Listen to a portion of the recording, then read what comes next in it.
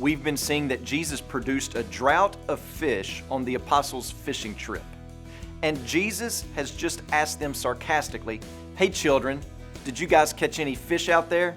And after the disciples answered Jesus with a disgruntled no, Jesus says, "I know a spot where the fish are really biting. Just try throwing your nets on the other side of the boat." Sounds just like a fisherman's conversation, doesn't it? So the disciples, maybe just to prove this guy on the shore wrong, throw their nets over on the other side, and instantly fish come out of nowhere so that they can get caught up in the fishermen's nets, so much so that the multiple men could not pull the nets into the boat.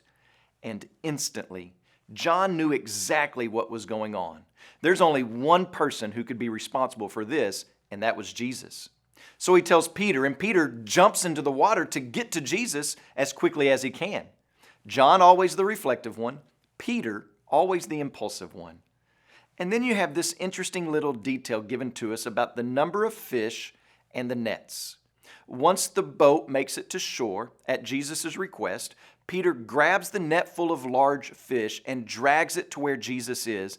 And the text tells us the nets do not break.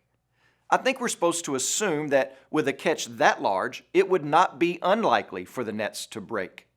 But we see that Jesus not only produces the famine and the fish, he also produces the fortitude to keep what he has promised and produced. God took Joseph from the pit and prison and brought him to the palace, preserving the line of Abraham. God took Moses from the desert to delivering the people of God. And God takes Jesus from a desert to an empty tomb by means of the cross. Why? Because God is strong enough to preserve and protect what he promises. And he's strong enough to keep you, protect you, preserve you through the famine, even through your tough questions. So what are we supposed to learn? Jesus could have shown up before they ever cast the nets the first time the evening before. He could have come at midnight, but no, he waited until they had given up.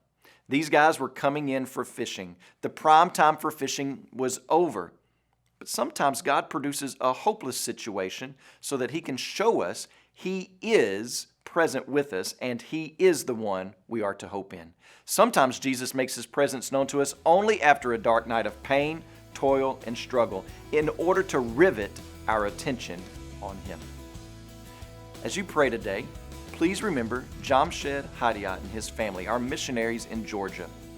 And also remember the Grusi Lifeword broadcast that's heard throughout Ghana.